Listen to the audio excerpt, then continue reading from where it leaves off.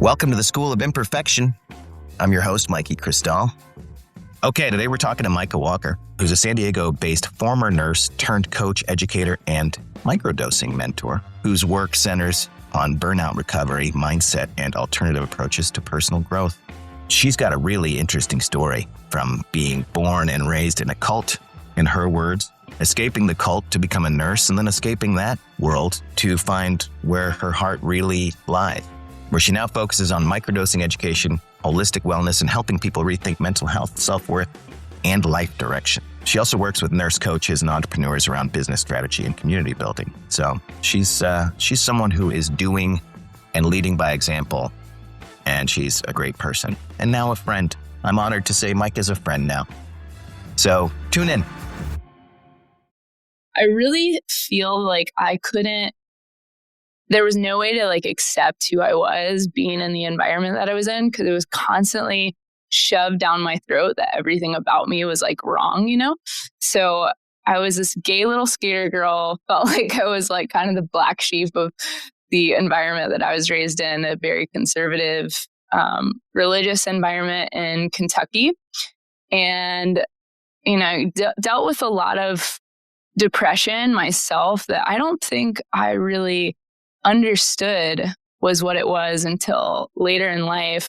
I finally came out of that environment when I was about 22 or 23, and I came out of the closet, kind of had this huge weight lifted off of me, I think, from holding in just a lot of rejection of myself for so long, and began to explore other spiritual modalities, things like meditation and self-inquiry in a different way. And I can honestly say, I think my first psychedelic-esque experience was in meditation before I had ever touched psychedelics.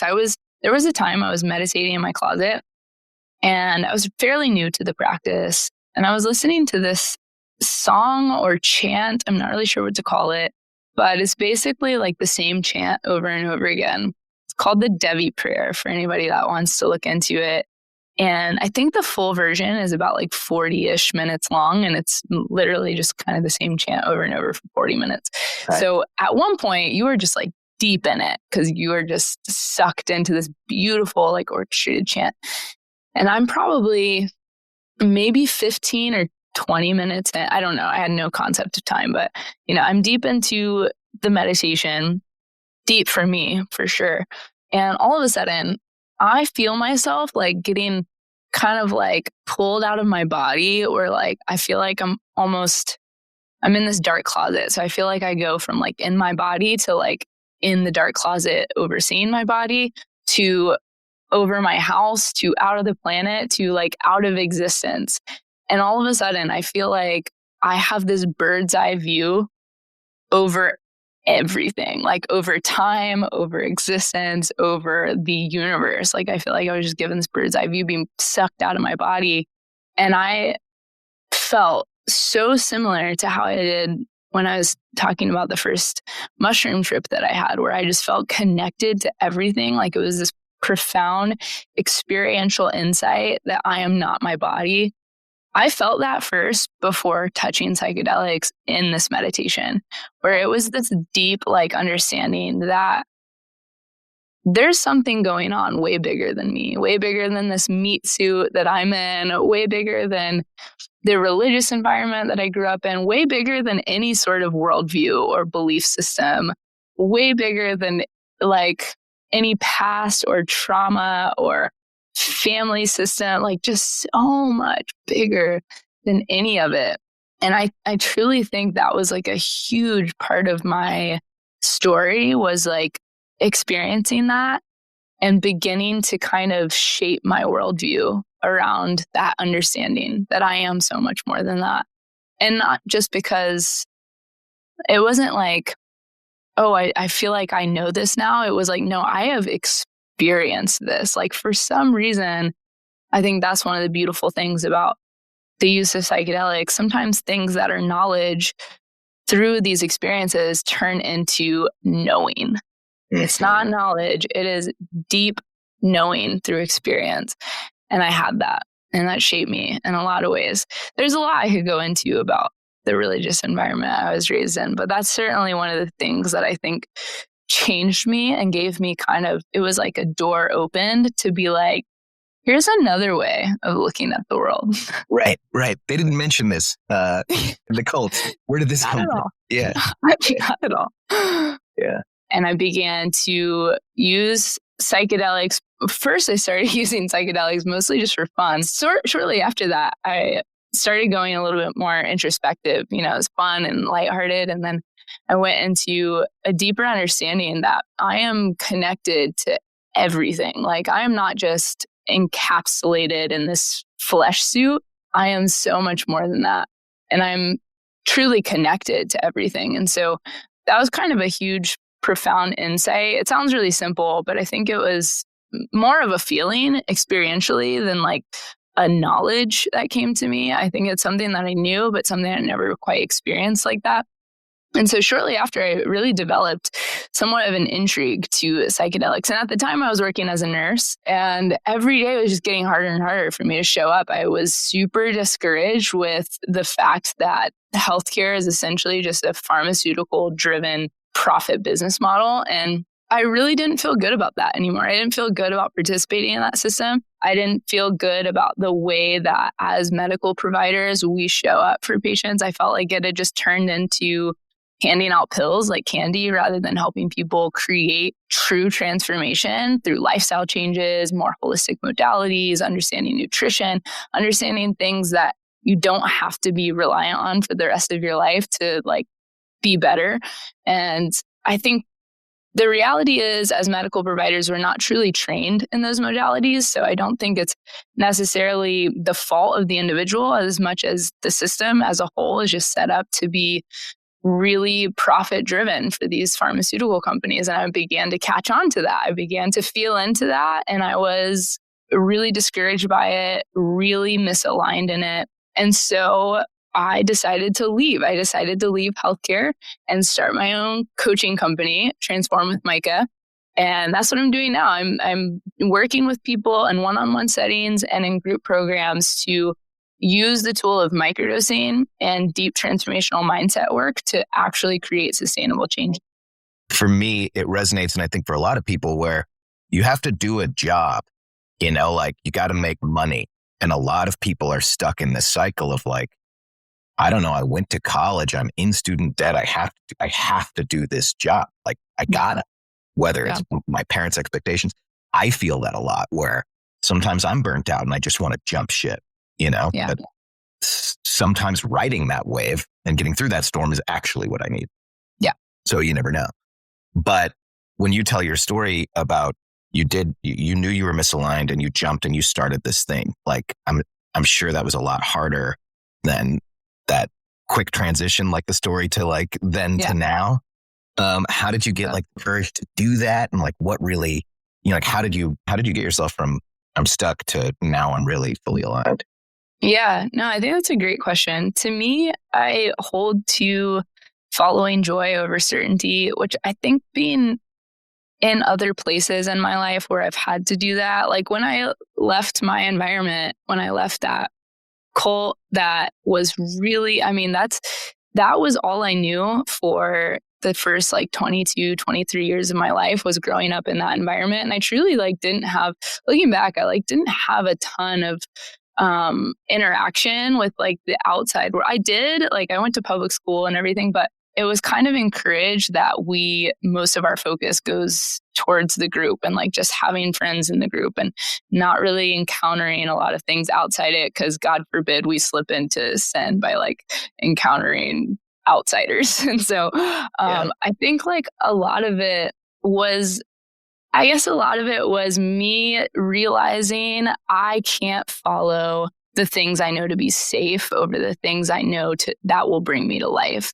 And when I came out of that environment, that felt like leaving something that was comfortable and familiar and safe to me. When I came out of the closet, that also felt like leaving something that was comfortable and familiar and safe to me, and putting myself almost in like the line of danger. Like it was almost like I'm opening myself up to threat, and the same thing in my career. I think I had to look back on other times that I had done that and it worked out for my good and say, I know this is going to be the same way. Like, I know that if I follow joy over certainty, that following my alignment will work out and things just coming into my path that are meant to.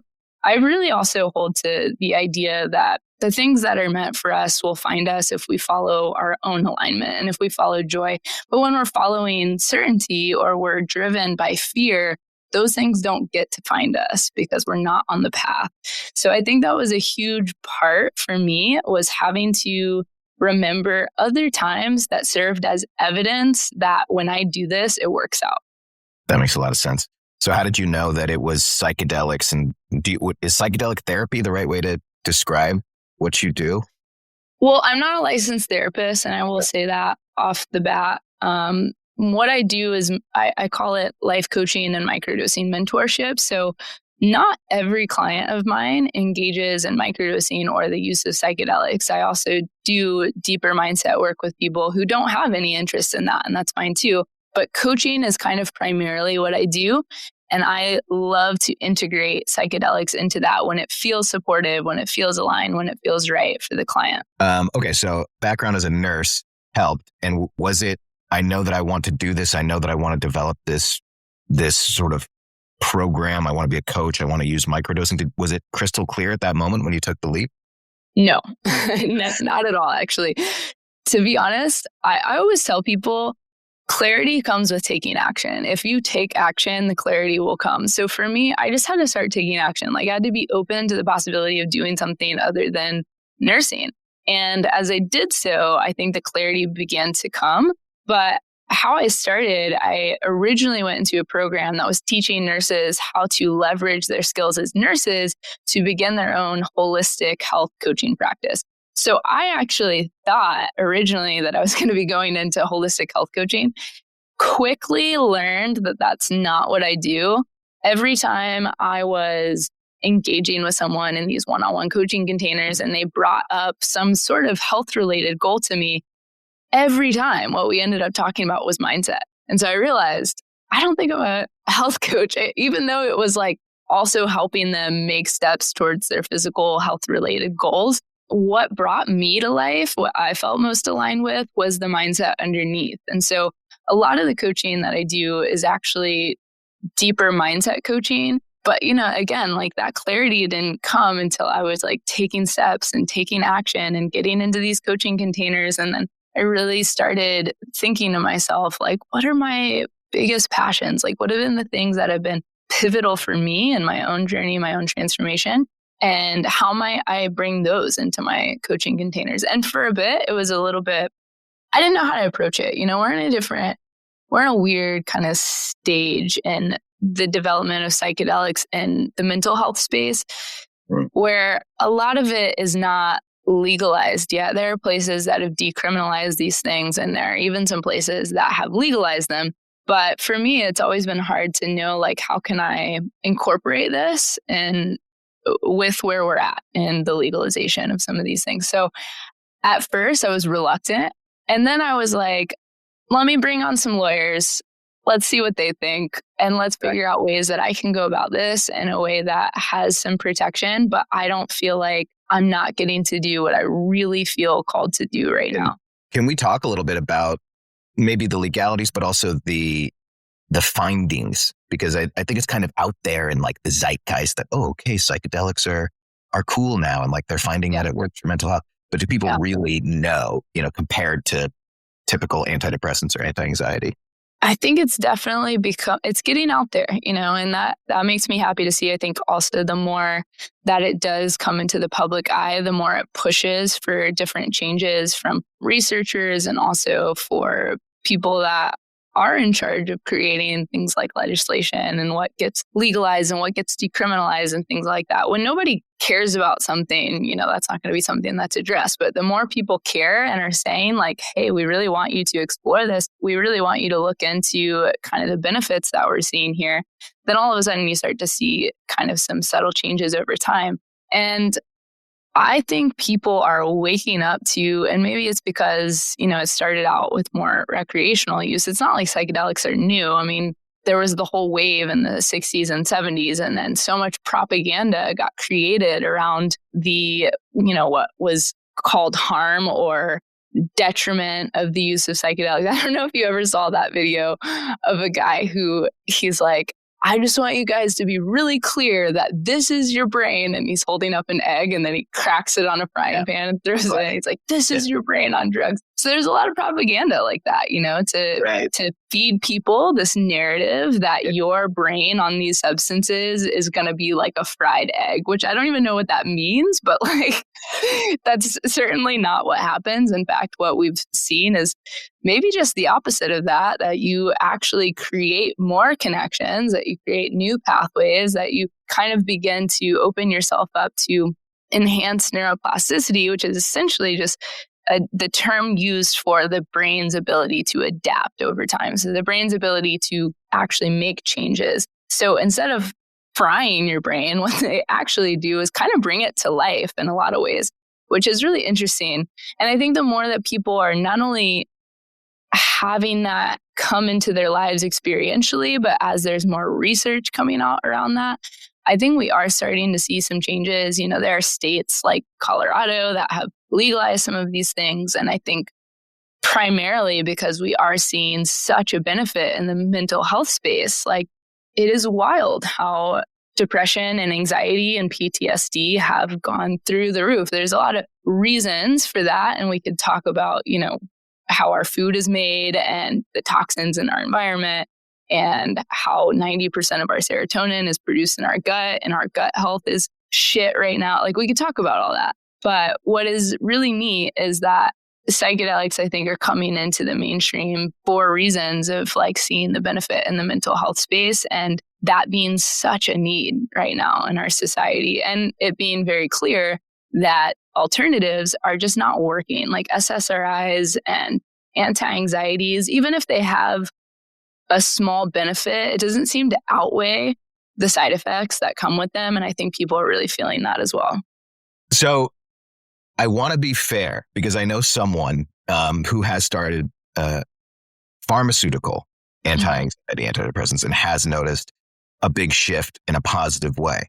And so I'm definitely one to be like, yeah, fuck the system, like go psychedelics. But also I want to be fair because I have seen that, but also to your point about the food we're eating, the damage to our gut, and also social media. We're all dopamine addicted. We're all anxious. We're all stuck to our computers. Yeah. And I don't know if the work from home helped or hurt or maybe it's a mixture of the two, but it seems like we're bombarded from all directions to kind of make us feel unhealthy. I can appreciate the desire to be fair to and not say like they don't work for anybody, because obviously that's not the case. There's nothing on the planet that doesn't work for anybody or that works for everybody. Like, there's nothing that we can say that to. Each person's so individual, and also the like chemical composition of each brain is so drastically different. And so, of course, there are going to be people that SSRI, and I'm not anti-medication. I just think that these pharmaceutical companies have such a hold on us that there aren't other options presented. And I want to be somebody that presents other options for those people that truly feel like I just have to be on this medication that makes me feel awful because there is no other way. Like, I want to be somebody that says, no, you don't. Like, there are other things that you can do. And I don't mean just taking a microdosing capsule and exchanging it with the same kind of pharmaceutical business model of just like, hey, take this and everything's going to be okay. Like, that's also not what I'm about. Let's get into that a little bit, this before and after idea we talked about, because that feels like it hits close to home to me, and why, full disclosure, I've signed up for your experience, and I saw I think it was an ad on Instagram, and it hooked me, and it's exactly where I am. And when you're talking about kind of these perspectives, and for me, I've been calling them programs that get installed from like 0 to 10, right? Like every aspect of the way you see the world, we're seeing, right? And mind you, I'm not a licensed anything, but what I've found, podcaster, based on my research, my own personal research, it seems like your whole perspective is developed in this sort of your youth. And then from then on out, it's like, okay, program installed. Best of luck. Now go out into this planet where everyone else has completely different programs and we can't see each other's programming. And so we're just bouncing off of each other. And some people have programming that's advantageous in this current reality. Some people have programming that might be more sane, but very useless in maybe our contemporary society as it stands right now, without going into too many rabbit holes. So that's where I've been. And I've been trying to undo a lot of my programming, and I've hit, it feels like it's 2 steps forward, 1 step back, where it's like you're kind of chipping away at it. And I've been interested in this idea of psychedelics. And so what I want to do with you is a little before and after. And so we're going to do a part 2 to this. And we'll check in after the, what is the last like 6 weeks? Is it something like that? Okay. Got it. So if you're down, if I haven't offended anyone or destroyed our relationship in the next 6 weeks, already, if I don't get kicked out, and then we'll check back and we'll see. I can tell you that right now, as just sort of like a comparative, what's the word? Scientific like analysis. Sure. The where I generally operate baseline. That's what I'm looking for. Yeah, there you go. I generally operate anxious, right? Like, there's something called generalized anxiety disorder, which I have not been diagnosed with, but I do operate above. Just like I'm rarely chill. Like I really got to work to find that like place of peace. And I would love to get to that place where the world that I'm looking outside feels like it's there for me and not a threat. You know what I think? Like Albert Einstein said something like the most important decision you can make is, do you live in a hostile or a loving universe? That's your choice. And I think I've been riding that line in betwixt, the two for the last few years. So that's what I'm hoping to get out of it. Yeah, I really believe that we are only motivated by like pursuing pleasure or avoiding pain. And it seems like part of the human condition is that the avoiding pain part overrules pursuing pleasure a lot of the time. And I want to help people receive the tools and integrate the tools and live into the tools that allow them to pursue pleasure over avoiding pain. Like if I could kind of simplify some of the mindset work that I do, I think a lot of it comes down to that. Like, what would it look like? And I know we talked about this too. Like, what would it look like to grab fear by the hand and say, I see you, I hear you, I acknowledge you. I'm not trying to change you, but we're going to do this. Like, we got this. And I'm going to walk with you through it. I like to help people get to know the fear a little bit. And that's why I even asked, when you're talking about this anxiety, like, have you gotten to know it at all? Because sometimes when we just spend a little time with it, we realize like, oh, that's what you're trying to do. That's what you're trying to protect me from. That's how you're showing up. And simply by understanding it, we can actually develop somewhat of a relationship to it where we can kind of be in the driver's seat rather than the emotion itself and say, hey, I'm going to take over from here. I appreciate that you're here, but you're just like crashing us into everything left and right. And so instead of like, and again, like oftentimes these things are formed really early in life. And if you think about a 4-year-old or 6-year-old kid driving your bus, it's going to be chaotic for sure. But if you think about saying, hey, it's okay that you're here, but you have to be in the passenger seat. Like, I'm going to take over and allow us to actually get to where we're headed without running over 1,000 people and running into signs and going off the rails. So I like to think of the mindset work as just kind of spending some time with the emotions and getting to know them and understanding where they're coming from so that we can almost develop a line of communication there where we can say, I understand your fears. I understand what you're trying to protect me from. And here's how I'm going to take over and like set us up for success. I'm not going to, do anything crazy that's going to get us on the side of the road homeless, like oftentimes the fears that we have are that we're just going to like end up, I think they all tie back to death. Actually, I think every fear that we have ties back to death in some way. Like if you're afraid of losing your job, really it's that you're afraid of being homeless and ending up on the streets, but really that's afraid that you're not going to have food. And then that is really the fear that you're going to die. Like you're going to be without something that you really need to survive. And so I like to kind of imagine sitting across the table from whatever the emotion is and saying, I understand you, but here's why we're not going to die if we do this. Like just kind of breaking it down, like truly teasing it out a little bit and saying, we're not going to die. And here's why. So let me take you by the hand and just take one step forward. And once we do that and we evaluate like, hey, are we still safe? Did we survive that one step? Yeah, we did. Okay, let's take another one. Take another step with that fear, with that anxiety, almost grabbing it by the hand and just walking with it like that. So I appreciate you sharing a little bit about your experience as well. I think it's one that most people can relate to, especially in our day and age. You know, there's so much stimulation and so much like around us that's telling us all the reasons we should be afraid all the time. I think especially with the news and media of like, here are all the like 8 trillion things that happened today that were awful in the world. And it's like, wow, well, if you're told all the 8 trillion things that happened just today that like killed all these people or wiped out this country, it's like, of course you're going to be in that state. Right. Yeah. I had to remove some of that. Pissed off and terrified. Like,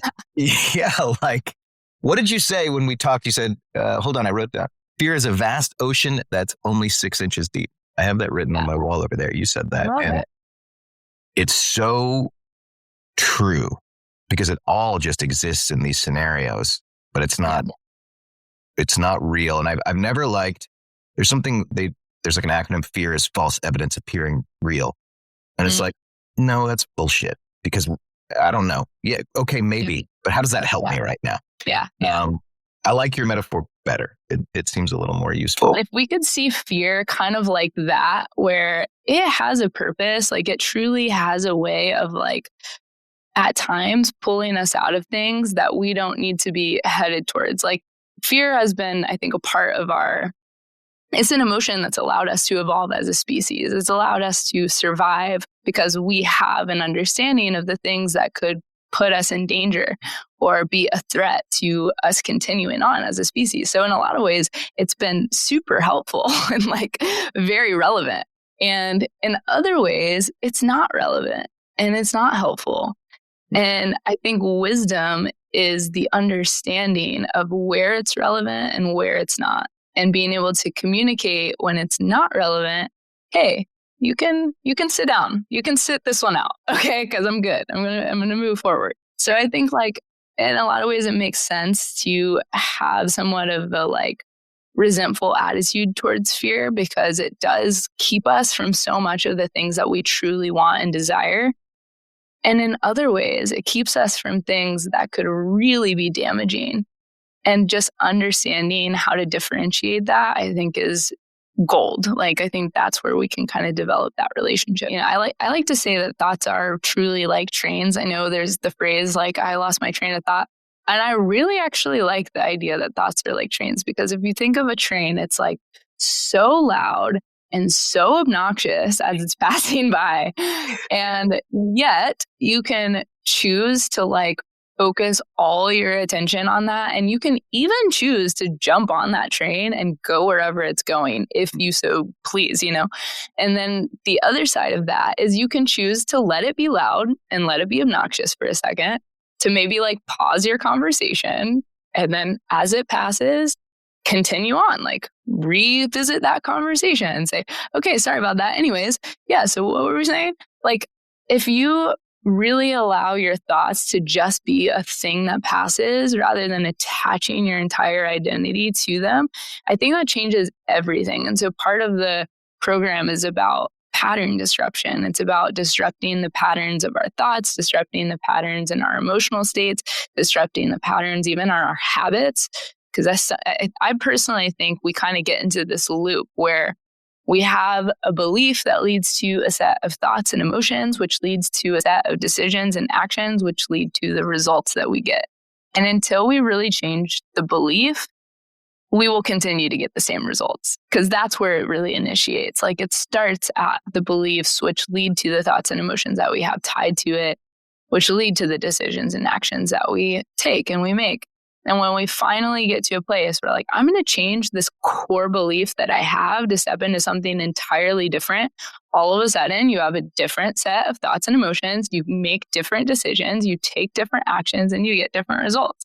And so have you seen psychedelics or something, because that's easier said than done, right? You can't just change, even if you become aware of that core belief. I think a lot of the work that I've been doing over the last year specifically is just figure, because you think you know what the core belief is. And then you find if you keep doing a little more shadow work, a little more inner child stuff, all of the things, like, oh, wait, it wasn't that. Oh, that was the core. There's always one deeper. Yeah. So there's that work to be done. And then even just changing it is rough. Have you seen that psychedelics help make that change?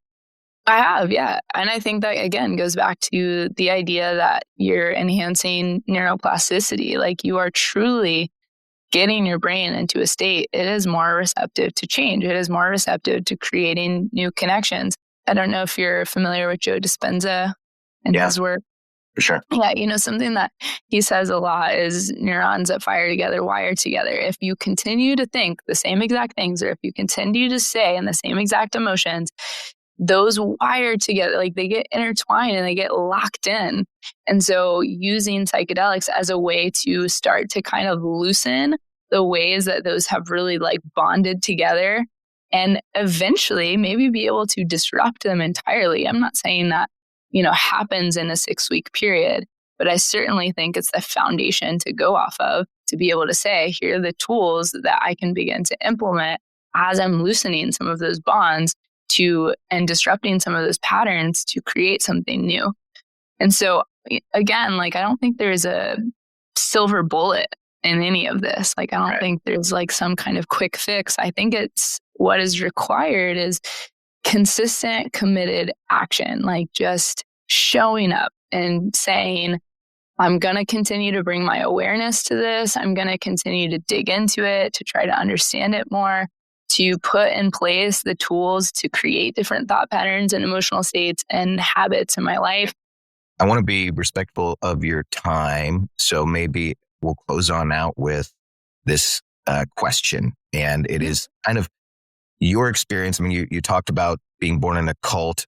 I didn't dive too deep into that, but I'd love to hear more if you're willing to share in this experience of you sort of had this not overnight, but profound transformation of you have a very different perspective on the world now than you did then. And I'd love to hear just about where it was then and where it is now, and where do you see all of this going? Yeah, that was a drastic change. I grew up in an environment where it was kind of like the narrative that our group was like the only group that understands right and wrong and what's going on in the world. And we're the only people that are going to heaven, and everybody else is going to hell, which is why it's so important that we bring everybody into our group so that we can save them from the fiery pits of eternal damnation, which is like a really wild concept. And yet that is what I grew up with. And my worldview was very much limited. It was very narrow. It was very black and white. It was also, to be frank, very arrogant. Like, there was a lot of arrogance in the environment that I grew up in, that like, we know it all. Everybody else is like living in this fog and like needs to be brought into the light. And we can do that. We can save them. And a lot of people in that environment that, of course, like, nobody in the environment believes it's, as intense as it is. And then when you leave, it's kind of like, 2020, where you're like, holy shit, that was insane. Like, what was that? Yeah. There's a lot I could get into about kind of the structure of that model and why it was so intense and manipulative and controlling, and kind of the whole authority in that system was kind of wild. You had to report to people, and they kind of had to like oversee your every move. Couldn't date anyone outside of the environment. I had my schedule looked over, where like I had to turn in my schedule and basically have somebody look it over and say if I was making enough time for God that week. And I had to report to the people above me who I was in the process of converting. And I had to share names. And it was just like a wild environment to be developing a worldview in at a really young age, and there's a lot of pressure there too, like a lot of pressure to save the world. Like that's not a pressure that should be on anyone, And so to have that kind of from the time I was forming consciousness, I think really shaped me in a lot of ways. And I've had to do a lot of deconstruction. That's one of the things I actually really like going into with clients is what I call religious deprogramming. I like that you use the term programming because I do find that to be accurate. Like we just develop, it's almost like we take in this code and we just get hardwired into it, And I think religion often does that in a really intense way because it is demonstrated that there's so much on the line. Like your entire eternity and your soul is on the line. Yeah. So it's like there's an intensity there, Okay, Micah, thank you so much. This was fun and interesting, and I appreciate you. And I'm looking forward to doing this transformative experience with you. So yeah, me too. Thank you. This is really rad, and I appreciate you having me on. We hope you enjoyed this episode of the School of Imperfection podcast. If you are interested in exploring these ideas and more with us, don't forget to follow and subscribe to catch every future episode. If you enjoyed this episode, feel free to leave us a rating or send us an email to share your thoughts through www.theschoolofimperfection.com. We're always looking for more guests as well. So if you feel like you have an interesting perspective or a topic our podcast has not covered or has, we'd love to connect with you. I'm your host, Mikie Crystal. Thanks for listening, and I'll catch you next time.